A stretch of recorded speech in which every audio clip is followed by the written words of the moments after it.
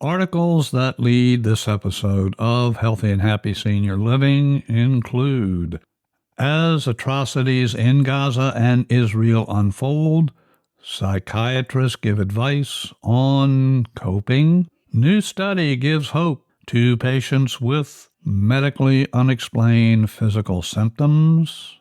Stroke. Stroke presents differently in women than men. Here are 7 symptoms to look for. 18 best foods for high blood pressure. All of these articles, all of this research, and ever so much more in this episode of Healthy and Happy Senior Living.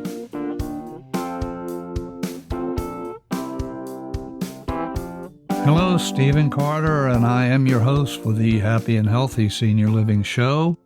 Who is this show for? Obviously, if you're a senior, this show is for you. If you are a caregiver, this show is also for you. Some brief information about me.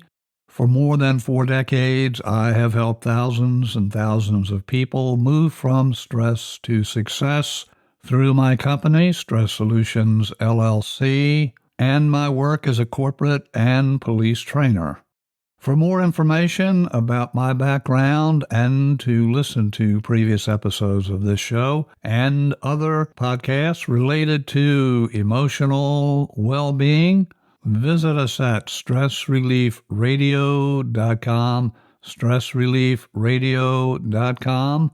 Why do I do this show? Well, I am well into my senior years, and it is my belief that we all need to keep up with the best and most recent research to help seniors enjoy the very best health we can experience. Before we move further, I do want to have a caveat here. I am not a doctor. I offer no medical advice whatsoever. The information I share is for informational purposes only.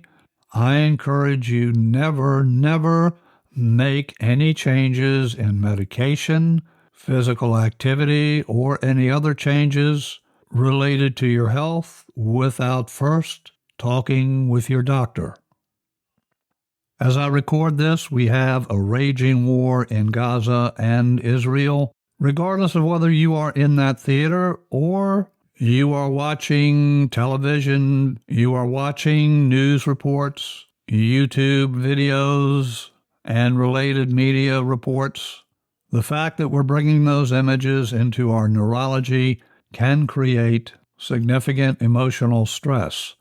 In the October 17th, 2023 edition of MedicalExpress.com, we have the headline, as atrocities in Gaza and Israel unfold, psychiatrists give advice on coping. As atrocities in Gaza and Israel unfold, psychiatrists give advice on coping. Lead paragraphs: whether or not you have loved ones in the Middle East, the horrors of the violence and suffering in Israel and Gaza are heart-wrenching. The horrors of the violence and suffering in Israel and Gaza are heart-wrenching and difficult to bear. Dr. Gary Small, who is chair of psychiatry at Hackensack University Medical Center in New Jersey, sums up the challenge here. Quote, "It's important to be informed, but don't stress yourself out. Ration your exposure to what you see, given the impact graphic news reports can have on mental health. Ration your exposure to what you see." Further in the article, we're told brutal events like the attacks in Gaza and Israel can also lead to social contagion, where information and images are amplified and a collective stress emerges. To protect yourself, take breaks from social media, especially if you find yourself watching horrific images repeatedly. Reports of the violence in the Middle East can also trigger anxiety and depression, both in children and adults, for those reading and viewing reports of what's happening. In this article, you'll find guidance for how parents can talk to their children about these horrific attacks. If you have grandchildren, these conversations are likely to come up with you as well. Many of us lived through the 1960s, which was a very tumultuous time. We had, of course, the war in Vietnam. We had riots. We had bombings. It was indeed a very difficult time, but we got through it. Being able to share your experiences with younger family members can be incredibly helpful for them to maintain emotional balance and perspective as this conflict continues, which it very likely will continue for months. We certainly hope that is not the case, but I think that is highly likely. Along the line of mental health and emotional well-being related to the conflict, you're going to find an article linked in the show notes. And by the way, all of the articles I share will be listed in the show notes. I encourage you to have a visit to the show notes, also known as the episode description, and click on the links to read articles that you are interested in reading. Again, going back to the conflict in the Middle East, an organization associated with the University of California at Berkeley has provided a comprehensive resource they're calling Greater Good Resources for Peace and Conflict. You'll find a good number of resources in this guide. Again, this will be linked in the show notes. How often have you gone to the doctor to talk about a specific set of symptoms or issues you're concerned about, but the doctor cannot find what specifically the source or the issue is? Sadly, that is far more common than we might imagine.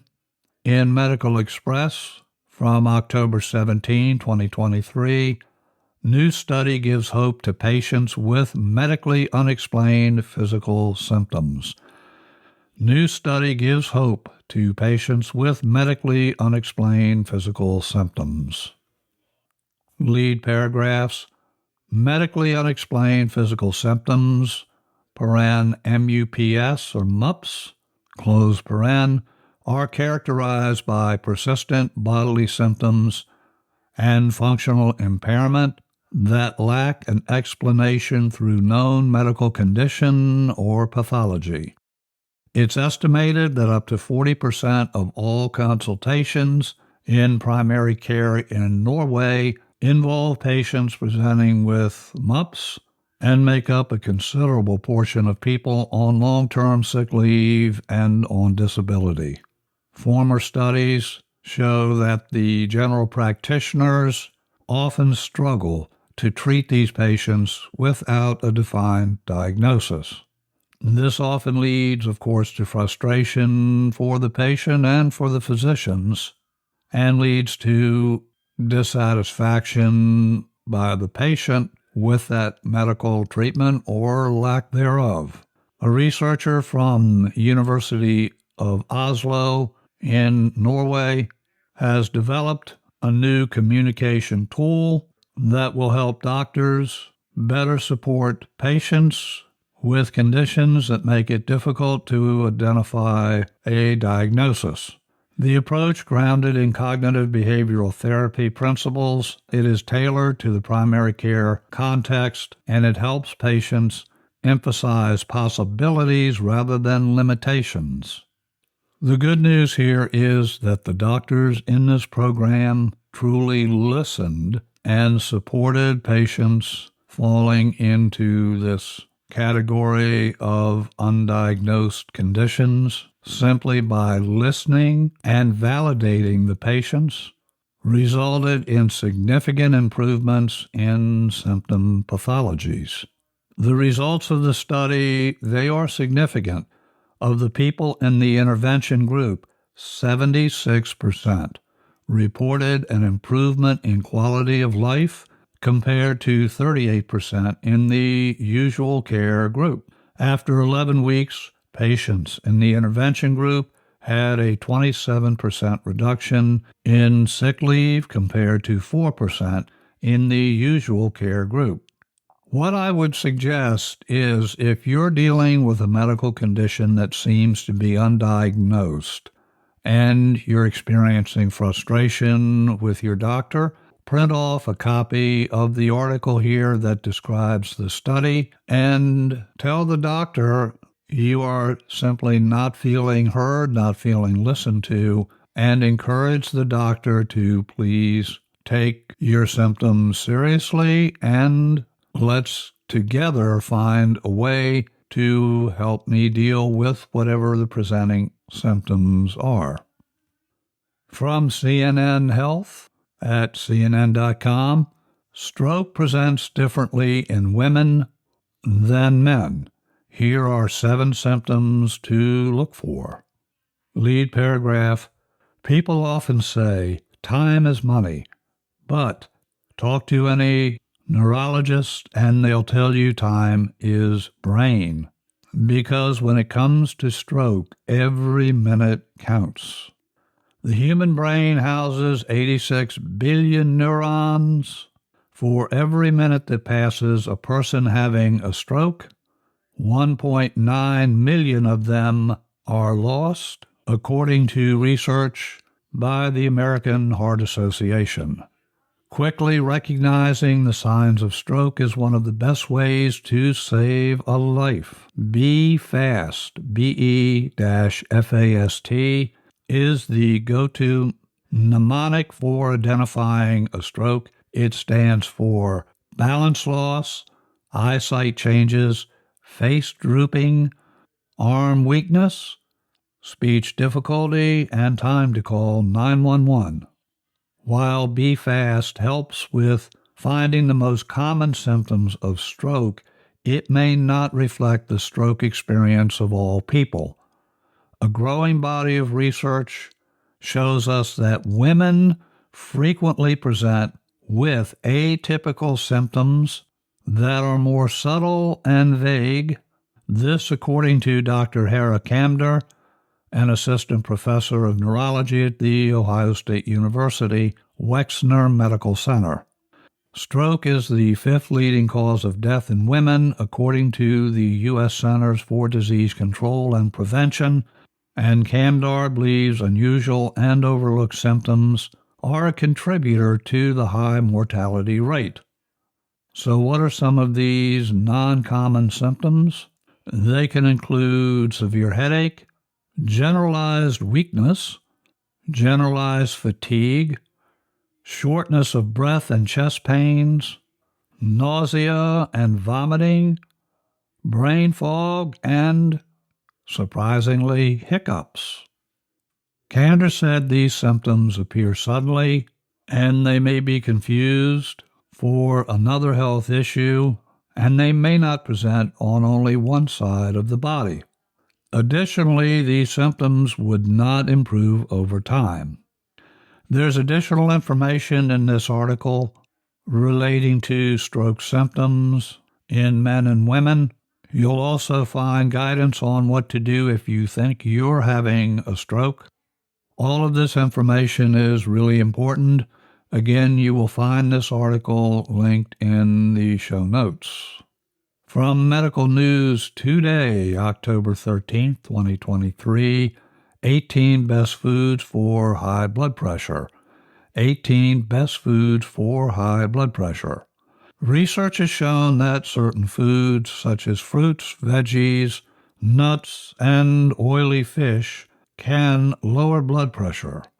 Combining these foods in your diet may lead to long-term health benefits.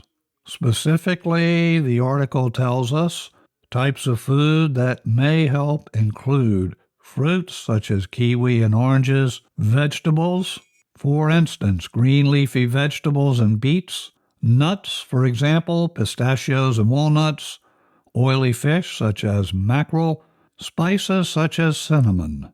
The article discusses foods that can help reduce high blood pressure, and it provides the scientific evidence.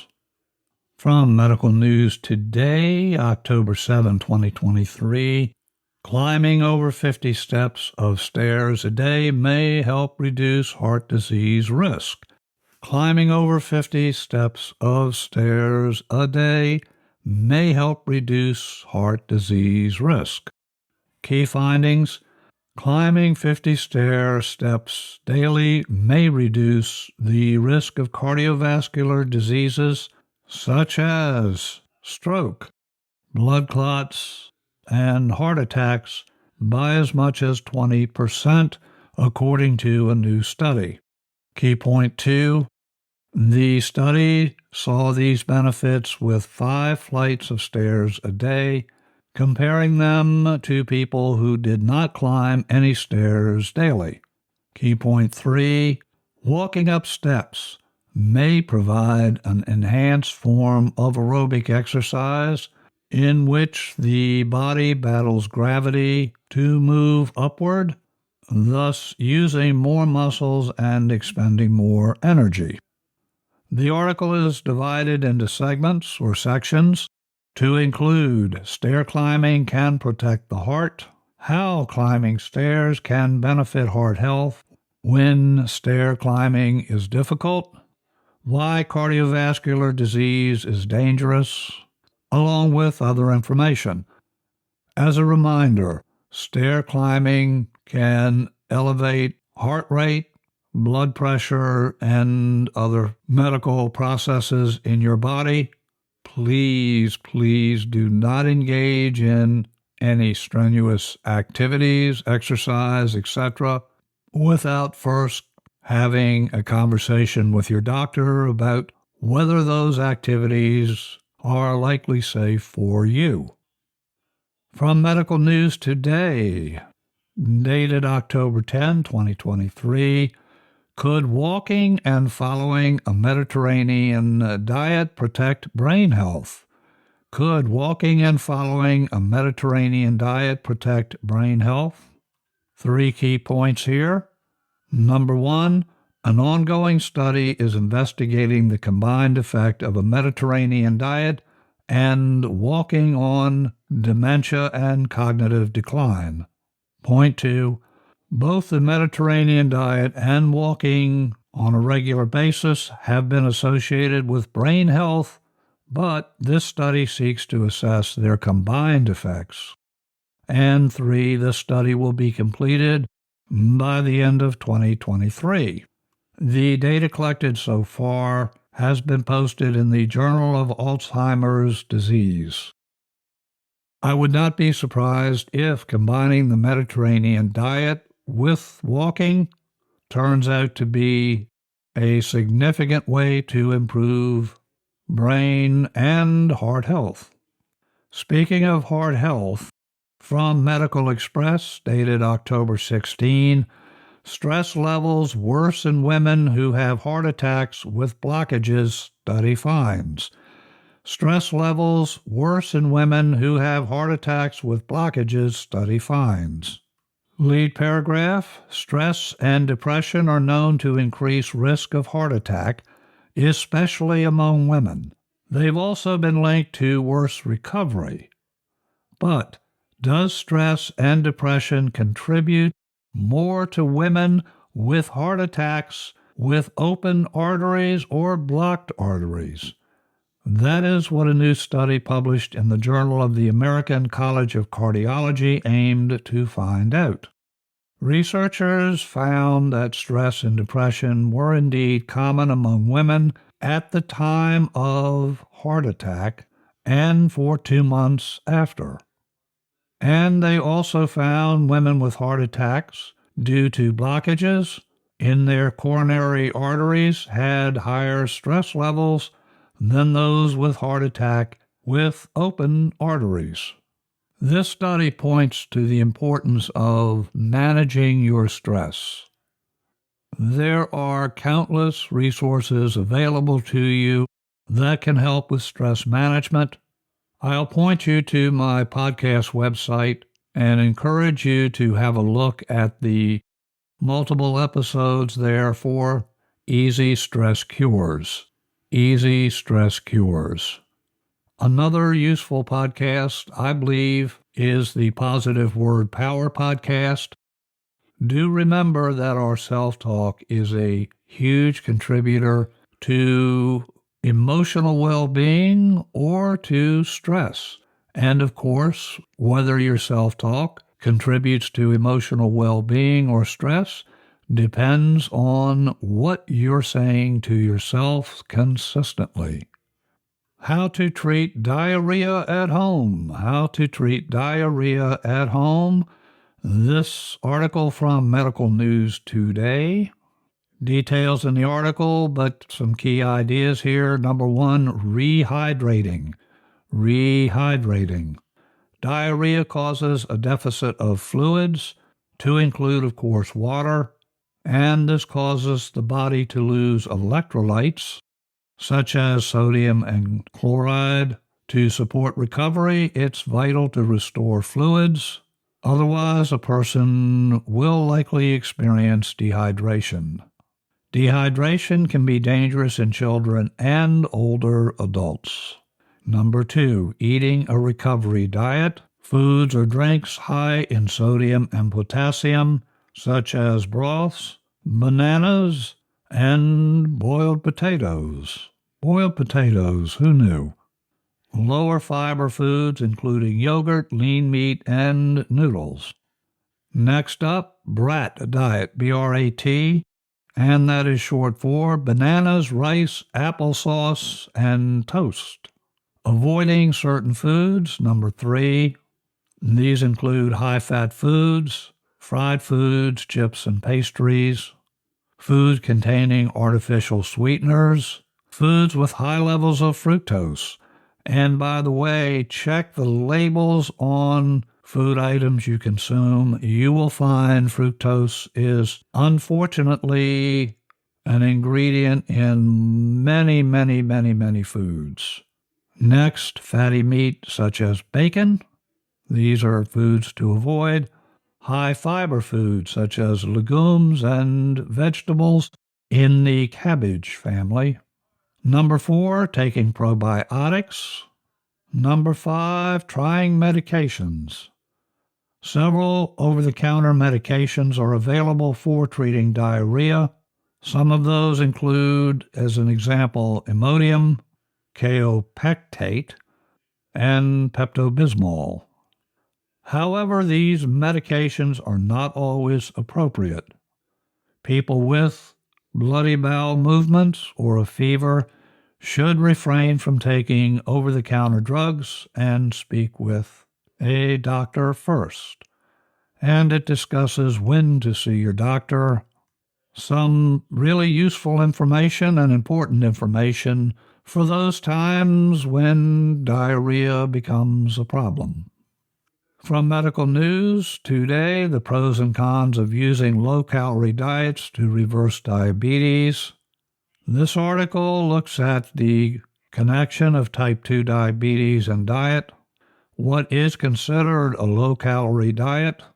How could a low-calorie diet help reverse diabetes? Can a low-calorie diet place type 2 diabetes in remission? And an array of other important information.